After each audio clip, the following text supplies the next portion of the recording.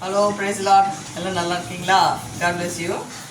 கடவுள் வாழ்ந்த காலத்தில், உயிரோட கடவுள் ஏசப்பா உயிரோட வாழ்ந்த காலத்தில் பார்த்தீங்கன்னா, ஒரு பெண்மணியை எல்லாரும் கல் எடுத்து பெரும் கூட்டம் எல்லாரும் வந்து கல் எறிகிறாங்க.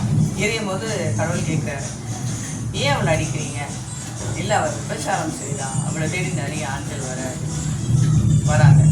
அப்போது அந்த பெண்ணை கடவுள் விசாரிக்கும் பொழுது, ஆமாம், அவள் எந்த சூழ்நிலையில் அந்த தவறு செய்தான்னு தெரியல, கடவுள் இனிமேல் நீ இந்த தவறு செய்யாத, உனக்கு நான் பாவ மன்னிப்பு கொடுக்குறேன்னு சொல்லிட்டு மன்னிப்பு கொடுக்குறாரு.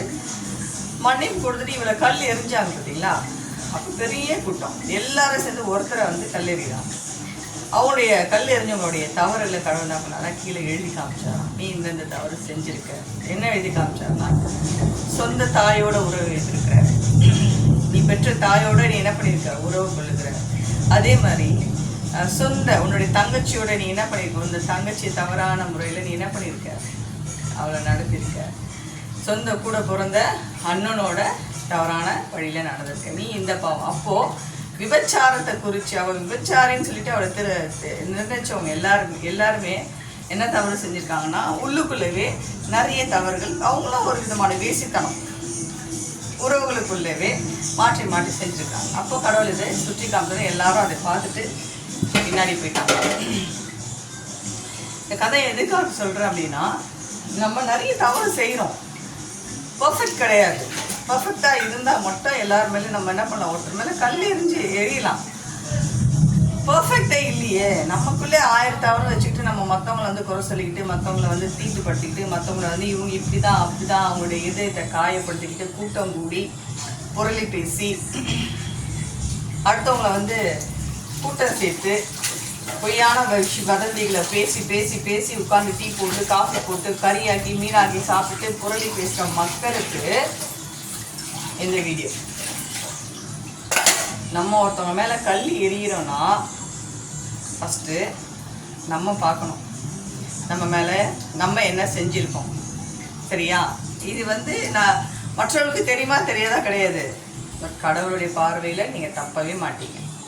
சரிங்களா? நல்லா தெரிஞ்சுக்கோங்க. ஒரே ஒரு பர்சனை 100 பேர் வந்து இவ தப்பானவன் சொன்னாலும் அதை வந்து நம்ம என்ன பண்ணக்கூடாது, மைண்டில் ஏற்றக்கூடாது. இப்போ தப்பானவளான்றதை பழகி பார்க்கணும். கடவுள் வந்து இவன் விபச்சாரின்னு ஒதுங்கி போகல. கடவுளுக்கு தெரியும் இவன் ப்ராஸ்டியூட் பண்ணுறான்னு கடவுளுக்கு தெரியும்.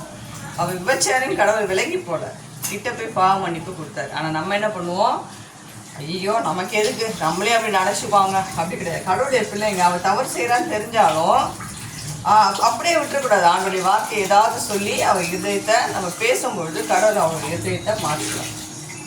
சரிங்களா? நம்ம அதுதான் உண்மையான ஒரு கிறிஸ்தவர். அதை நம்ம என்ன பண்ணுறோம், அதை வந்து ஒதுக்கி நம்மளை அப்படி நினச்சிருவாங்க அப்படின்னு சொல்லிட்டு விலகி, நமக்கு எதுக்கு இந்த இது, நம்ம உண்டு நம்ம வேலை உண்டு ஓடுறது. அப்போ எப்படி கடவுளுடைய நாமம் மகிமைப்படும், கடவுளுடைய சத்தியம் எப்படி வெளிப்படும். பொய் சொல்லாதிருப்பாயாக, விபச்சாரம் செய்யாதிருப்பாக, பொய் சாட்சி சொல்லாதிருப்பாயாகன்னு சொல்லியிருக்கு. நம்மளே அது பண்ணும்போது மற்றவங்களுக்கு எப்படி நம்ம சொல்ல முடியும்? பொய் சாட்சி சொல்கிறோம், பொய் சொல்கிறோம், உண்மையே எதுன்றது கரெக்டாக ஜட்ஜ் பண்ணக்கூடிய அறிவு இல்லை. அப்போது நம்ம எப்படி மற்றவங்களுக்கு போயிட்டு ஆண்டுடைய சத்தியத்தை சொல்லுவோம்? நல்லா தெரிஞ்சுக்கோங்க. இந்த வீடியோ பார்க்குற யாராக இருந்தாலும் ஒருத்தர் மேலே கல் எரிஞ்சாலும் அம்பு எரிஞ்சாலும் சொல்லால் அவங்கள காயப்படுத்தினாலும் ஃபஸ்ட்டு அவங்க இப்படி தானான்றதை நம்ம என்ன பண்ணணும், அனலைஸ் பண்ணணும். சரி, அவங்க தப்பானவங்களே இருந்தாலும் சரிங்களா, அவங்க தப்பானவங்களாக இருந்தாலும் கடவுள் என்ன பண்ணுவார், மன்னிப்பார். நீங்கள் அதுக்கு பெரிய ஆள் கிடையாது. நம்ம கரெக்டாக இருந்தால் மட்டும் மற்றவங்களுக்கு அட்வைஸ் பண்ணலாம், நம்ம கரெக்டாக இருந்தால் மட்டும் மற்றவங்க மேலே கல் எறியலாம். நம்மளே தப்பு செய்கிறோம், ரகசியமான பாவங்கள் எவ்வளோ செய்கிறோம், யாரும் செய்யலன்னு சொல்லவே முடியாது. ரகசியமான பாவங்கள் நம்ம யாருக்கும் தெரியாது அப்படின்னு ரகசியமாக நம்ம பண்ணுற தவிர கடவுள் நிறுத்தி பார்ப்பாங்க. அவருடைய கண்கள்லேருந்து நம்ம தப்பவே முடியாது. சரிங்களா? சைலண்ட்டாக செய்கிற விஷயத்த தேவன் என்ன பண்ணுவார், அந்தரங்கமாக நீ செய்கிற எந்த தவறு இருந்தாலும் தேவன் வெளியரங்கமாக கொண்டு வருவார் ஒரு நாள். சரிங்களா? God bless you. திங்க் பண்ணுங்கள், மனம் மாறுங்கள். தேவனுடைய ராஜ்யம் சமீபமாக இருக்கிறது.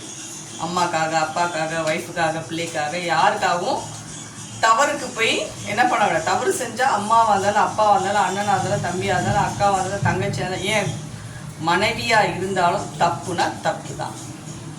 கண்டிக்கக்கூடிய தைரியம் யாருக்கு இருக்கோ அவங்க தான் தேவனுடைய பிள்ளைகள். தப்பு செய்கிற யாராக இருந்தாலும் கண்டிக்கணும். ஏன்னா மறுபடியும் அவங்க தப்பு செய்ய மாட்டாங்க.